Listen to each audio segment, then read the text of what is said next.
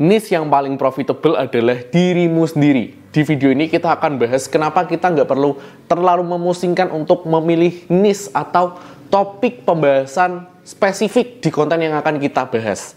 Saya mulai dari pengalaman saya sendiri ya. 2019 adalah tahun pertama saya jadi kreator. Dulu pembahasannya tuh tentang rambut gondrong, rambut keriting, yang itu tuh ya udah lama banget lah ya.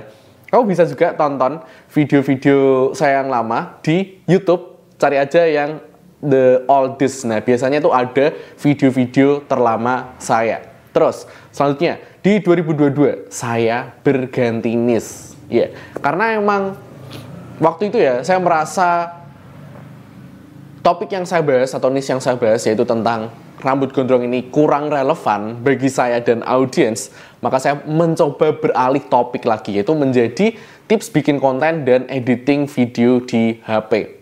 Itu untuk tahun 2022. Dan di tahun 2024 ini sebenarnya agak random juga ya. Saya tuh masih mencoba meraba-raba apakah niche yang tepat atau topik yang tepat yang harus saya bahas. Karena selama saya menjalani karir ini tuh emang sih saya dapat pendapatannya di sana, tapi kadang saya tuh bingung harus bahas ini, harus bahas itu. Jadi sekarang saya mau lebih luaskan lagi, yaitu seputar konten, menulis ya, karena memang segala sesuatu tuh mulainya dari menulis, mau itu menulis email, menulis newsletter, menulis chat atau lainnya, itu berawal dari menulis. Jadi konten, menulis, dan self improvement. Jadi ini lebih luas lagi. Karena saya nggak pengen mengkotak-kotakan diri saya dalam satu box atau kotak tertentu. Saya yakin nggak cuma saya yang ngalamin kayak gini. Kamu yang lagi nonton video ini pasti pernah ngalamin hal serupa. Ya nggak? Ngaku. Niche ini cocok nggak ya buat aku? Kalau bahas ini nanti penonton bakal tertarik nggak ya? Terus kalau mau memilih topik pembahasan yang ini kira-kira tuh profitable nggak ya? Pasti pernah mengalami itu, pernah mikirin itu. Ya nggak? Ngaku aja. Saya sebagai seorang Gemini, itu kita bahas dari zodiak ya. Saya sebagai seorang Gemini biasanya tuh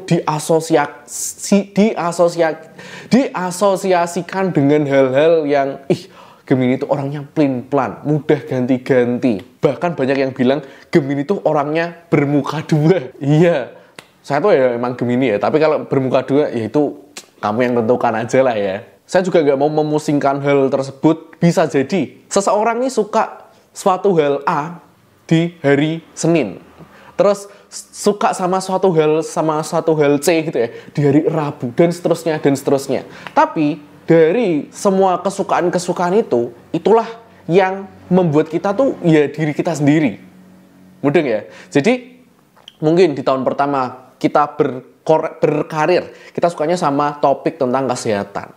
Terus di tahun kedua ternyata kita sukanya sama fitness. Tahun ketiga ternyata kita sukanya tentang journaling dan lain-lain.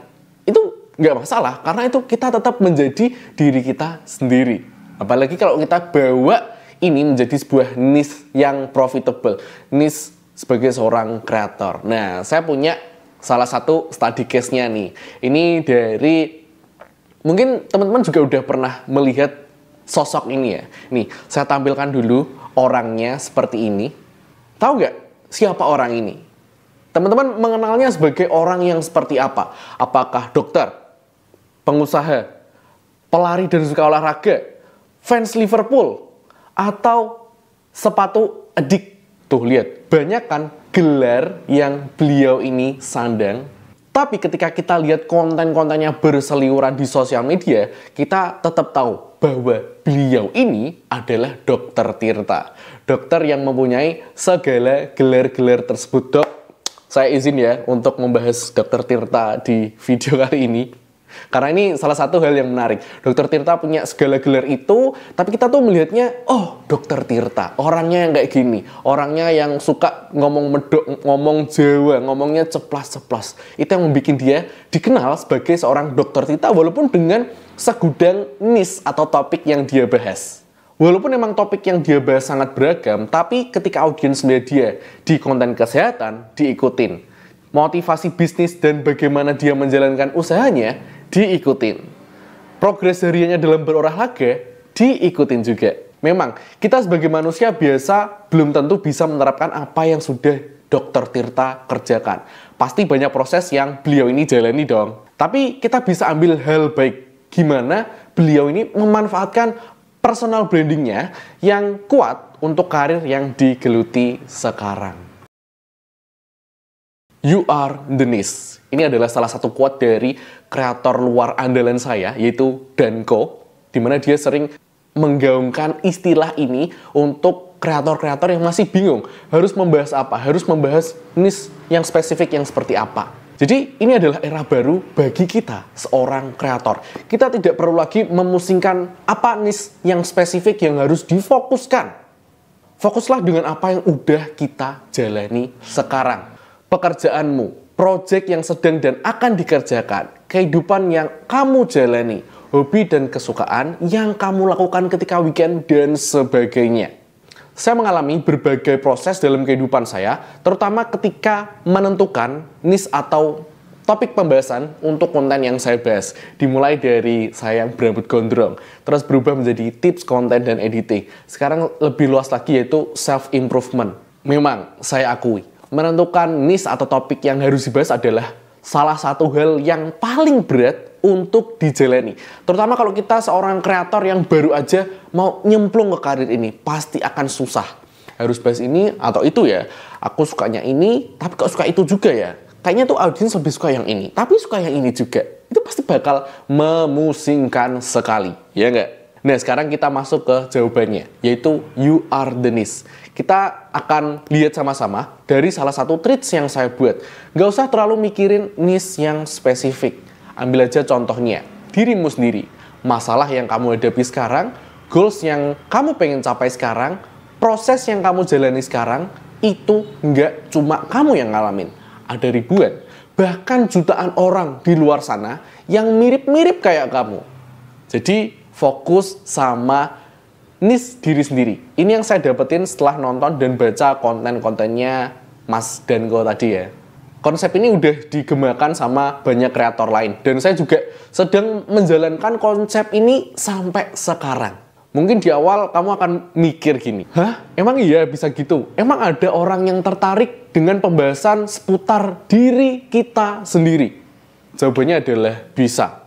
Kalau kamu masih bingung, baca lagi tulisan yang udah saya kutip di awal tadi, yang saya tulis tadi ya, yaitu yang kita alami sekarang ini nggak cuma kita sendiri yang ngalamin. Ada banyak, bahkan jutaan orang di luar sana yang pastinya punya permasalahan dengan kita.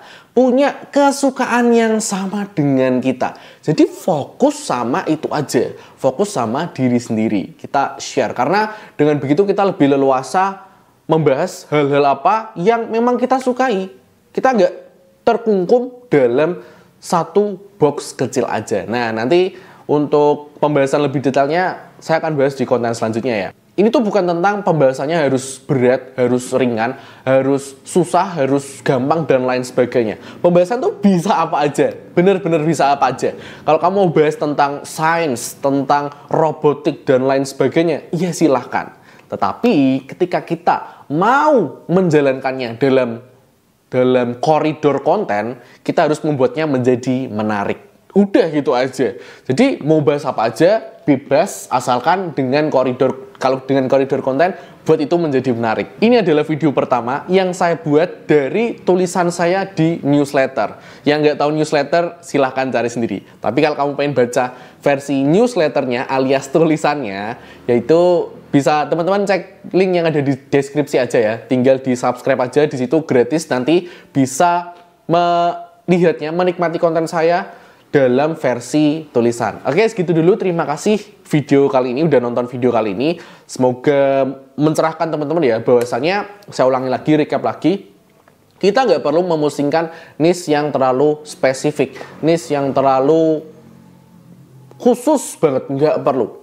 Tapi kita mulai dari diri kita sendiri. Apa masalah yang kita hadapi, terus tadi prosesnya gimana, terus dokumentasikan juga lewat sosial media kalau memang pengen mengubahnya menjadi sebuah konten yang bermanfaat bagi orang lain. Karena masalah yang kita hadapi nggak cuma kita sendiri yang mengalaminya, tapi ada banyak orang yang pasti punya permasalahan sama dan kesukaan yang sama. Segitu dulu video kali ini. Terima kasih udah nonton sampai akhir. Kita ketemu di konten selanjutnya.